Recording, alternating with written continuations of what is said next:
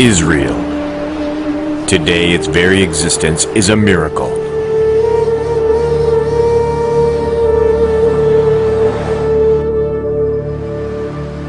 The Bible tells us it is the inheritance of God's chosen people, the Jews. But what does that mean for the people of the New Testament? The followers of Jesus.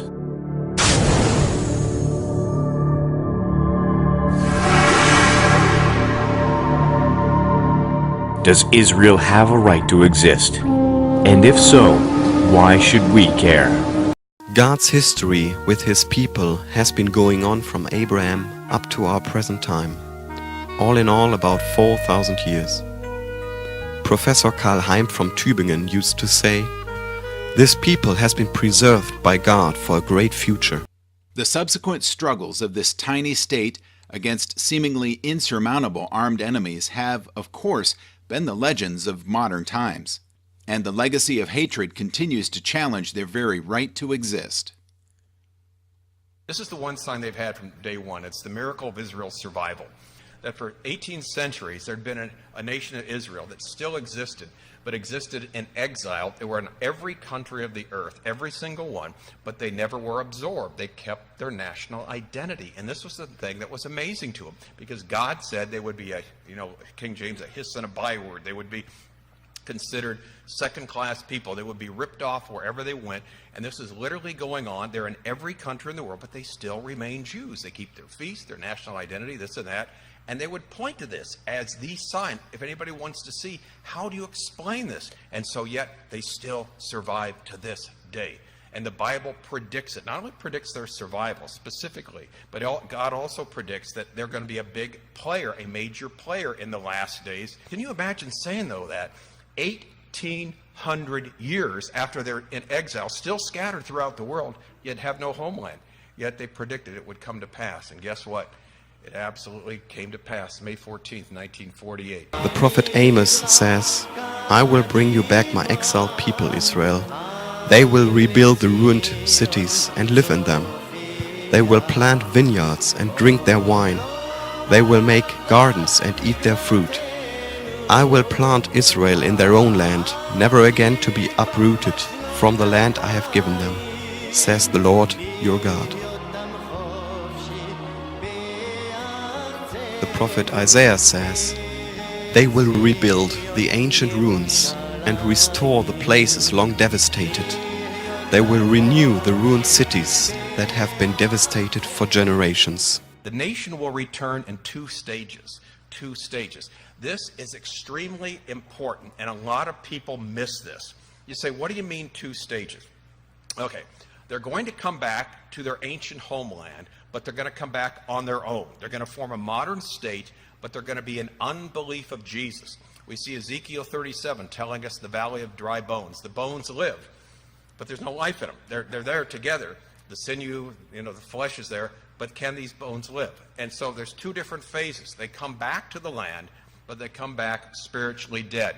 And here's the reason why we know that. As many commentators in the 19th, 18th century said, God wouldn't bring his people freshly back to his ancient homeland, then have them go through the worst time in their history if they're newly redeemed.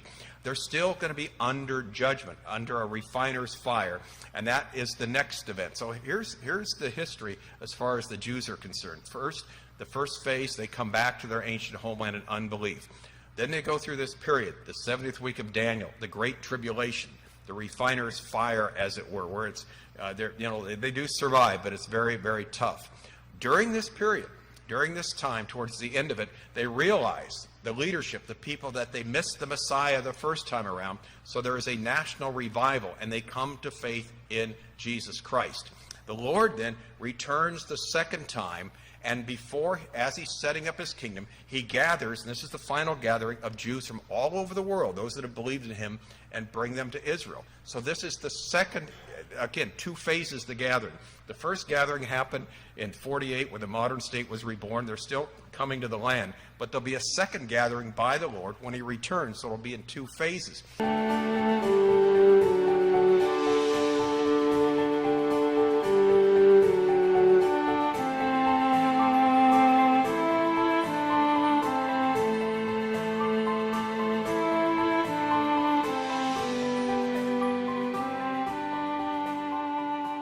Jerusalem, a cup of trembling. Perhaps you have seen Jerusalem in the news lately. If not, you're one of the very few. In the past few years, attempt after attempt has been made to find a way to bring peace to the Middle East, specifically between Israel and the Palestinians. Each time the peace talks have come to a standstill because of Jerusalem. Exactly as the prophets of God foretold 2,500 years ago, Jerusalem has become a cup of trembling and a burdensome stone, just as predicted. Because to fulfill what God says is going to take place in the last days, there has to be a unified Jerusalem, the Mount of Olives, etc. Well, 19 years later, in 1967, Jerusalem in the Six-Day War was taken by the Israelis, or should I say liberated by the Israelis, the Mount of Olives, the Golan Heights, and that. And we've just celebrated the 50th anniversary of the unification of the city of Jerusalem. But again, this was predicted in Scripture as one of the signs of the end. Not only will the Jews come back, but Jerusalem will be theirs. They will totally unify the city. And that's exactly what's taken place here in our lifetime. In the long period since Jerusalem's second destruction by the Romans, the battle for Jerusalem has become the flashpoint of a 4,000-year-old conflict. The age-old family feud between two half-brothers whose father was Abraham, Ishmael and Isaac, has exploded upon our current scene and dragged the world into it.